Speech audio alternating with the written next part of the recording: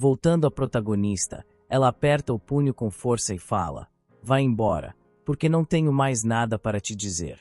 Novamente surpreso, Derek a chama pelo nome e a mulher pensa. Caí na dele por um instante. Não me arrependo porque fui eu que coloquei o X em primeiro lugar. Posso ter certeza de que ele não teve expectativa sobre mim, mas mesmo se eu tiver passado dos limites, não tenho a intenção de retirar o que disse. Enquanto eu não morrer, não é problema meu se ele me vê como um mal ou não. Penélope então fala olhando para baixo. Eu me encarregarei disso, para que você não tenha que lidar.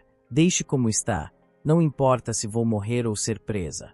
A mulher então se vira e dá as costas ao homem, que fica reclamando, tentando entender o que ela está dizendo.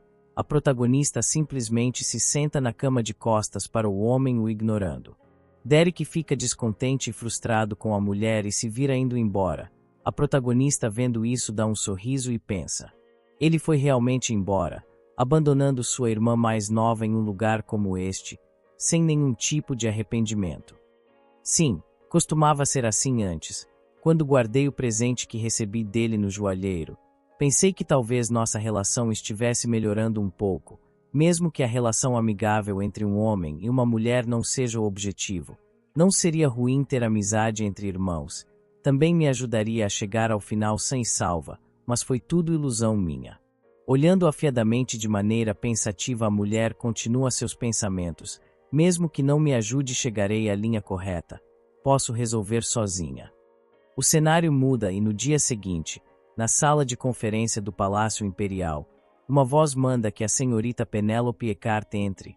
A mulher obedece e entra com as mãos algemadas e um olhar determinado. Rapidamente os murmúrios começam a rodar pelo salão.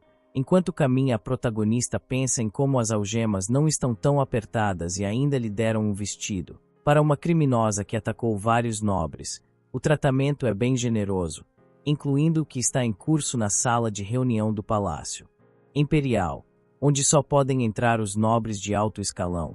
Sequer me revistaram antes. Olhando ao redor do salão, a prota parece notar algo que chama sua atenção. Ela vê um brasão e pensa: isso é o escudo da família, que coincide com o que está gravado na adaga. Eu tinha razão. Vai ser esse o segundo cenário do episódio principal. Nesse momento, uma voz chama pela mulher. Vemos que é o Duque a olhando com preocupação, enquanto Derek olha de lado meio bravo. A protagonista percebe que sua favorabilidade baixou ainda mais desde ontem. Olhando para ele com uma feição de raiva e olhar afiado, a mulher pensa: não me importa. Não é o começo do jogo. Terminar esse episódio agora é muito mais importante do que a favorabilidade desse bastardo. Uma voz diz para todos se sentarem e então vemos um homem usando roupas que mostram que ele é quem vai julgar o caso.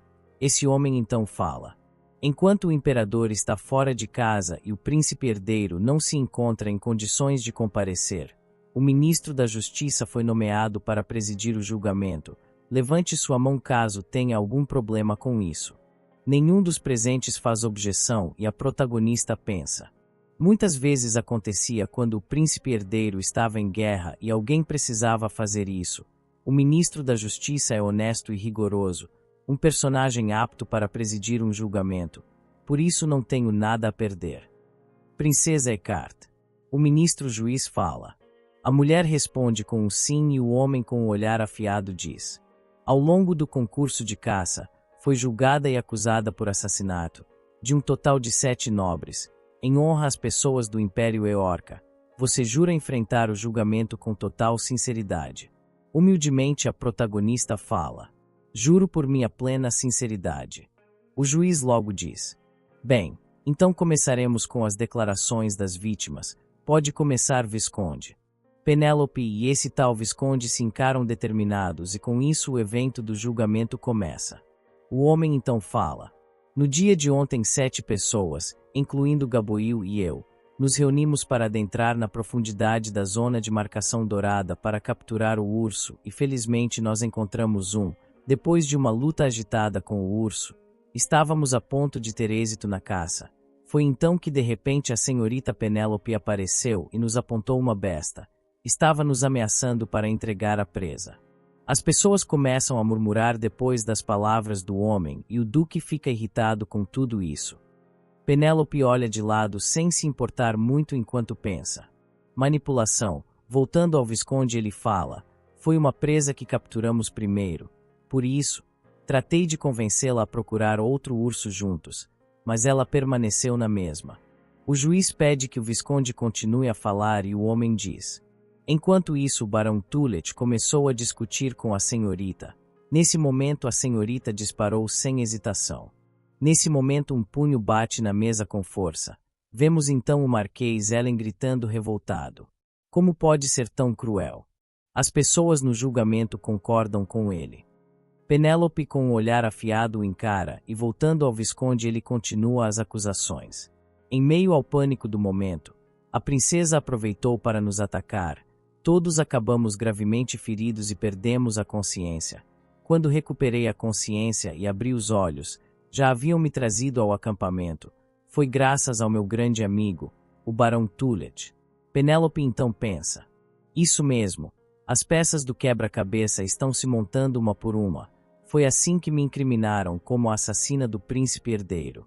Desfrutarei disso até o final e inverterei o jogo no momento em que o julgamento chegar no clímax. Nesse momento, uma voz fala por trás de Penélope. Tenho uma objeção.